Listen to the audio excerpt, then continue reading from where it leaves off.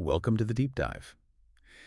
Look, in a world just awash with information, it's so easy to feel swamped, right? Mhm.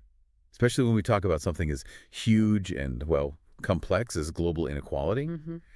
But what if understanding the real texture of these disparities, Hmm. who holds the power, who holds the wealth, whose voices actually get amplified? What if that isn't just critical, but genuinely eye-opening? Precisely. Uh, Because global inequality, it's really not just one single economic problem. no. It's more like a deeply woven tapestry. You've got economic, social, environmental challenges all tangled together. Right. And our mission today really is to try and unravel some of that complexity. We want to pull insights from a whole collection of really rich sources to illuminate what's really happening across the planet. And we've got a fascinating stack of research for this deep dive, haven't we? We're looking at the World Inequality Database. It's WID.world, the Yeah. World Bank, the OECD, and even quite a profound clarion Christian call from the World Council of Churches. Our goal here is to pull out those core insights, give you those real aha moments, and connect this huge topic directly to your understanding of the world. By the end, you'll see exactly why these numbers and stories truly matter. Definitely.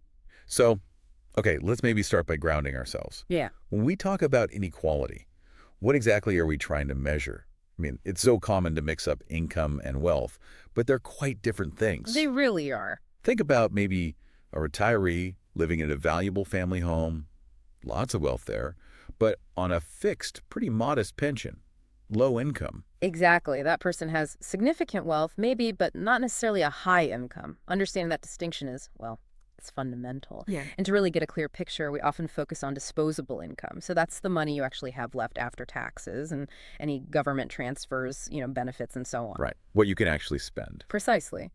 And for measuring these gaps, a key tool that many of our sources use is the Gini coefficient. Ah, yes, the Gini. Think of it like a scale, 0 to 100. 0 is perfect equality. Everyone gets the same slice of the pie. 100 is, well, total inequality. One person has everything. Got it. What's really robust about the data from places like WID.world, for example, is how they actually compile it. They painstakingly combine national accounts survey data, but also fiscal information tax records. Ah, okay. And that allows them to create much more reliable estimates, not just of income, but also wealth inequality, and not just a snapshot, but over long historical periods. That's quite unique in this field. That long-term view must be crucial. It is, and it's also worth pointing out, WID.world is entirely funded by public and nonprofit actors, even personal donations, which, really speaks to their commitment to unbiased data. That's good to know. Okay. And for comparing across countries. Oh. Because a dollar isn't worth the same everywhere. Exactly. So they use purchasing power parity, or PPP. Oh, PPP. It's vital because it adjusts for differences in the cost of living. So you get a much more accurate sort of apples-to-apples comparison globally. Otherwise, the numbers wouldn't tell the real story. Okay, so we have the tools. What do the numbers actually reveal? Because I gather it's quite sobering. It is genuinely sobering. The World Inequality Report 2022, it states unequivocally that global income inequality has always been staggeringly high. Always. Wow. Yeah. We're talking about the global top 10% consistently capturing somewhere between 50 and 60% of total world income. 50 to 60%. Or just the top 10th. Now, contrast that with the bottom 50% of the population. They receive, at best, around 10%, often less. A mere 10% for half the world. What this tells us, it's not just about numbers, is it? It's a profound imbalance of economic power. Yeah. It suggests our global systems are fundamentally structured, perhaps, to disproportionately benefit a tiny fraction of humanity. That's a heavy thought. And what about wealth? Is it better or worse? It's actually even more extreme when we look at wealth. The share of global wealth held by the richest, 0.01%, that's the ultra-rich rate, it actually surged. It went from 7% in 1995 up to 11% by 2021. Increased. Wow. Meanwhile, the poorest half of the world's population, collectively, owns just 2% of all global household wealth. Just 2% for half the people on Earth. It's a monumental divide. And it really forces you to ask, who are our current economic systems truly designed for? And who's being left behind? And this isn't just individuals, right? You see this playing out between nations, too. Absolutely. The disparities ripple out. Think about this. The world's 10 poorest countries, many in sub-Saharan Africa, often former colonies, still dealing with conflict. Yeah. They are, paradoxically, net foreign income payers. Wait, they pay out more than they receive. Yes, they're actually sending more money out of their economies, maybe in debt repayments or profit repatriation, than they're receiving from foreign investments. That must cripple their ability to invest in themselves. Exactly. It severely stunts their ability to invest in critical things like infrastructure, healthcare, education. It locks them into a cycle that just entrenches that inequality further. That's stark. And what about public resources? You mentioned wealth earlier. Is public wealth shrinking? Well, yes, and this connects directly. We've seen a disturbing trend in public wealth. Even in supposedly wealthy nations like the UK, public wealth plummeted. It went from 60% of national income in 1970 to a staggering negative 106% in 2020. Negative? How can public wealth be negative? It basically means the public sector is deeply in debt. It owes significantly more than it owns in national assets. So it's not just asset poor, it's liability heavy. Right. And globally, public wealth fell sharply too, from 87% to 75% of national wealth just between 2019 and 2020. Meanwhile, private wealth stands at this astonishing 525% of global income. Wow. So a huge shift from public to private hands. A dramatic shift, and it raises really critical questions, doesn't it? What are the long-term consequences for the collective good when so much is concentrated privately and so little is held in common? Definitely something to think about. Okay, let's pivot our deep dive a bit. Let's look at another really crucial dimension: gender inequality. Yes. The data shows women globally capture just under 35% of total labor income. Now, that's up from about 31% in 1990, so some progress, but that progress has largely stalled, hasn't it? It's stagnated in recent decades. yeah, exactly. And the stark reality is, on average, men still earn roughly twice as much as women worldwide. It's a persistent gap affecting half the global population. It really is. And what's particularly illuminating here, I think, are the different regional stories within that big picture. Oh, how so? We'll take China, for instance. The female labor income share there actually declined significantly. It dropped from 39% in 1991 down to just over 33% by 2019. Declined. Why? It seems to be linked to complex factors, things like the downsizing of state-owned enterprises, shifts in family planning policies, things that reshaped women's economic roles. Okay. But then you look elsewhere. Countries like Brazil, Costa Rica, Spain, they actually show higher shares of women, even right at the top, in the top 10% and top 1% of wage earners, compared to places like the US and France. So progress looks different everywhere. Exactly. It underscores that progress isn't inevitable, but it is achievable. And it manifests in diverse ways depending on specific national contexts and, crucially, policy choices. Okay, let's shift gears again. The climate crisis. Mm. Affects everyone, we know that, but Yeah. not equally, right? The burden isn't shared fairly. Not at all. Global mean temperature is up about 0.76 degrees Celsius since 1850, mostly due to human activity, we know this. But who really bears the brunt? It's the vulnerable, I assume. Overwhelmingly, yes. It's poorer countries, poorer communities. They just have fewer resources, less capacity to adapt to or mitigate these intensifying climate impacts. Right. Climate change is already disrupting agriculture, causing droughts, floods.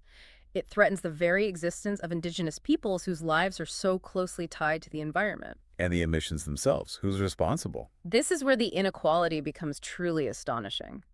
Carbon emissions are profoundly unequal. The global top 10% of emitters, they're responsible for nearly half, 47.6% of all emissions. Half. From just 10% of people. Yes, averaging a staggering 31 tons per person per year. Now compare that to the bottom 50% of the world's population. They emit just 1.6 tons per year, contributing only 12% of the total. That's an immense difference. It highlights this huge disparity, doesn't it, between who's causing the problem and who's most vulnerable to its effects. You mentioned a shift, something about within countries versus between countries. Yes, this is a really striking shift. Back in 1990, most global carbon inequality, about 63% of it was between countries. Rich countries emitting more than poor countries, basically. That makes sense. But today, that dynamic has flipped. Nearly 2/3 of global emissions inequality is now within countries. So rich people in poor countries and rich people in rich countries are the bigger drivers now. Largely, yes. The disparities within nations are now a bigger part of the global picture than the disparities between them, on average. And this has massive implications for policy. How so? Well, remember the French carbon tax protests, the Gilets jaunes? Yes, vividly. That's a prime example. Yeah. The policy faced huge social backlash, partly because it didn't adequately consider the existing inequalities within France. It hit lower income groups disproportionately hard. Right. So for you listening, as we think about designing climate solutions, understanding this internal inequality is just paramount. It forces us to ask, how do we create fair climate policies? Policies that work for everyone instead of just making existing divides worse. Exactly. It's a critical question. So we've seen these persistent, multifaceted inequalities: income, wealth, gender, climate. What's really driving them? Is it just, an unavoidable side effect of economic progress? Well, the research suggests strongly otherwise. Both the OECD and WAD.World data indicates there is no inherent trade-off between getting richer as a country and having higher inequality. No trade-off. So you can grow without inequality soaring. Absolutely. The degree of inequality within a society seems to be fundamentally a result of political choices, how a society actively decides to organize its economy, how it distributes resources. Are there historical examples? Definitely. Look at the period from roughly 1945 to 1980. Many countries, the US, UK, even India and China to some extent, saw rapid productivity growth alongside shrinking inequality. So it can't be done. How? Well, it wasn't accidental. It was largely down to deliberate policy decisions. Right. Things like higher tax rates on wealth and top incomes, stronger labor unions, investments in public services, progressive social policies, expanding education, and healthcare access. Oh. And there was also perhaps a shared societal view back then that inequality needed to be actively managed, kept in check. So it's partly ideology, too. It seems so, and the data backs this up further. While redistribution taxes and transfers definitely matters, Yes. it turns out that pre-tax inequality explains most of the variation we see in post-tax inequality across different countries. Meaning the rules of the game before taxes are even more important. In many ways, yes. Policies that shape how income is initially distributed, wage setting, market regulation, worker power, are absolutely critical. It's about building a fairer foundation from the start, not just trying to patch up the gaps later. That makes sense. Which leads to maybe a deeper question. Beyond specific policies, are there systemic issues at play? The World Council of Churches mentions something called structural greed. Yes, that's a powerful concept they introduced. They argue that greed, in many ways, has become sort of the underlying basis for a lot of our economic growth model. But not just individual greed. No, not just individual avarice. It's about greed embedded within economic and political systems. They point to certain neoliberal policies promoting market liberalization, privatization, deregulation, arguing these can create environments where unchecked accumulation isn't just tolerated, but actively rewarded. And who benefits? Well, the argument is that these policies tend to disproportionately benefit those who already have significant capital, often at the expense of those with fewer resources or the environment. Is this just within countries or internationally, too? Their analysis suggests it's a global phenomenon. They point to how international economic structures, trade agreements, often reflect and reinforce these same dynamics, favoring dominant states and corporations. And what really stands out in the WCC's analysis is their self-reflection, their acknowledgement of the historical complicity of churches themselves. How so? They highlight how religious institutions at various times played roles in building empires, benefiting financially from conquests. Their argument is provocative. If churches stay silent today about injustices caused by powerful economic and political forces, is that silence a form of continued complicity? That's a challenging thought. It pushes us to look critically at a broader culture of greed, one that perhaps legitimizes this relentless accumulation of stuff, capital, power, often without enough regard for the human or environmental cost. And if you put this into historical context, that rise in global inequality in the 19th century, it clearly had roots in colonialism, didn't it? Deep, indelible roots. Military domination, slave extraction, imposing trade policies that disadvantage colonies. It's all part of that history. And does that legacy persist? This idea of neocolonialism? It's argued that it does, yes. When global economic structures, maybe loan conditions or trade rules, consistently align with the interests of dominant states, it can perpetuate inequality between countries, effectively limiting the development options for less powerful nations. And that connects right back to those 10 poorest countries you mentioned, the net foreign income payers. Exactly. Many are former colonies, now global debtors. Their potential for vital domestic investment gets drained by these net outflows. It's a stark example of how the past isn't just past, it actively shapes present-day inequality. Okay, so the challenges are systemic, Hmm. historical, but you mentioned policy choices matter, so that there are things we can do. What about government redistribution? Absolutely. Despite the challenges, policies can make a profound difference. Government redistribution is actually a huge engine for poverty reduction. It accounts for roughly 30% of the decline in global poverty since 1980. 30%, that's significant. It is. But here's an incredibly powerful insight from the research.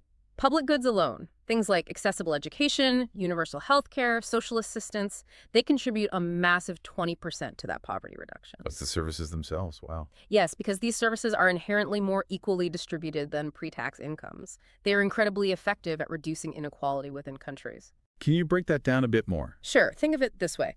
Direct cash transfers, they reduce inequality by about 5 percentage points, which is good. But adding in-kind public goods, the value of that free schooling or healthcare slashes inequality by another 5 points. Taxes account for maybe 4 points. So transfers, both cash and services, are doing most of the heavy lifting. About 70% of the government's total redistributive impact comes from transfers, both cash and in kind. It shows the immense power of investing in public services. But it's not a universal success story, is it? You hear about low-income countries struggling. That's true. They often face what's been called a triple curse. Triple curse. Yeah. First, they often spend less on public services overall. Second, the services they do invest in are sometimes more regressive, maybe benefiting the better off more than the poorest. And third, they often provide these services less efficiently. So less money, less targeted, less effective. Pretty much. And this combination leads to these extreme disparities in public service quality globally. You see countries like India significantly below what's called the efficiency frontier for healthcare, meaning they get less health outcome for the money spent compared to others. Whereas some countries are highly efficient. Right. Countries like China or Sweden often demonstrate high efficiency, getting more impact from their public spending. It shows efficiency matters hugely alongside the level of spending. Okay, so public services are key. What about tackling that huge concentration of wealth at the very top? Well, that inevitably brings us to taxation, specifically progressive wealth taxation. Taxing wealth, not just income. Is that common? It's currently more the exception than the norm globally, but it holds significant revenue potential. Estimates vary, but such taxes on millionaires and billionaires could potentially generate anywhere from, say, 1.2% up to 11% of national income. That's a huge range, but even the low end is substantial. Absolutely. And imagine that revenue. If it's wisely reinvested, education, healthcare, green transition, it could profoundly boost a nation's overall productive capacity and well-being. But isn't tax evasion a massive problem, especially for wealth taxes? Hiding assets offshore. It is. And that's why a critical step, many argue, is establishing a global financial register. A global register, what would that do? Basically, track who owns what globally. The current system makes it astonishingly easy to hide wealth. You have omnibus accounts in financial centers, shell companies, trusts. It's all very opaque, obscuring who the real beneficial owner is. So this register would bring transparency. Exactly. Greater transparency isn't just about catching tax evaders. It's essential for democratic debate. How can we have informed discussions about wealth taxes if we don't even know where the wealth is? It's fundamental. Makes sense. Let's talk about inequality within cities, too. Urban inequality. What helps there? It seems to require a kind of two-pronged approach. First, strengthening communities from within, better public schools, transport, healthcare, supporting local businesses. Building up the neighborhood itself. Right. But second, and equally important, is making it genuinely easier for families to move to areas that already have more resources and opportunities. Mobility matters. Why is moving so important? Well, the research is compelling. Every additional year a child spends growing up in a better environment, safer streets, better schools, more economic opportunities significantly improves their long-term outcomes. Neighborhood exposure in childhood is linked to maybe half the variation we see in intergenerational economic mobility. Half. That's incredible. The environment shapes destiny that much. It has a powerful powerful impact. And we have to acknowledge the racial dimension here too, right? Especially in places like the U.S. Absolutely. We can't ignore systemic racial disparities. In the U.S., for instance, data shows Black Americans are disproportionately stuck in place in high-poverty neighborhoods across generations. It highlights how deeply entrenched these inequities are, woven into historical and social structures, not just economics. So pulling this all together, it sounds like we need a broader view than just income or wealth. Exactly. Addressing inequality truly demands a multidimensional perspective. We need to recognize deprivations in health, education, security, and crucially, people's ability to actually participate in the decisions that shape their lives. Agency matters. And that World Council of Churches greed line idea fits here. It does. Their concept and the proposed multidimensional greed indicators offer a really innovative lens. Instead of just measuring what people have, they ask us to look at the consequences of that accumulation. Consequences on others, on the planet. Precisely. Is wealth being hoarded in ways that harm human well-being? Are environmental limits being blown past in this relentless pursuit of more? It pushes us beyond just asking how much to asking at what cost. That's a powerful reframing. Yeah. And finally, you mentioned interfaith action. Yes, there seems to be a growing call for interfaith dialogue and collective action, uniting diverse communities not just based on religion but shared ethics to resist what they call the privatization of the commons. Privatization of the commons, like shared resources being enclosed for private profit. Exactly. The idea is to work collectively towards building a more just, peaceful, and sustainable global society, protecting those shared resources, environmental, social, cultural, for everyone. So as we wrap up this deep dive, let's bring it back. What does all of this truly mean for you listening right now? Well, hopefully you see that global inequality isn't just dry numbers. No, it's a story. It's a complex, interconnected story. It spans income, wealth, gender, even carbon emissions. And it's a story deeply shaped by history, yes, but also by the political choices we make right now. And understanding these dynamics hopefully empowers you to look critically at policy proposals, to recognize the systemic drivers behind the headlines. And to grasp the potential for real positive change. Because the good news, amidst all the challenges, is that solutions aren't just theoretical fantasies. They exist. Right. We've talked about robust public services, progressive taxation, crucial global transparency efforts. The pathways to a more equitable future are there. They're within reach, if the will is there. Precisely. The potential is there. Okay, so as you reflect on everything we've discussed today, here's a final provocative thought for you to mull over. We heard that electoral democracy consistently predicts more pro-poor spending on public goods. That seems positive. Right. Yet, paradoxically, sometimes increased government effectiveness can have an opposite effect, maybe because higher efficiency leads politicians or voters to feel there's less need for broad redistribution.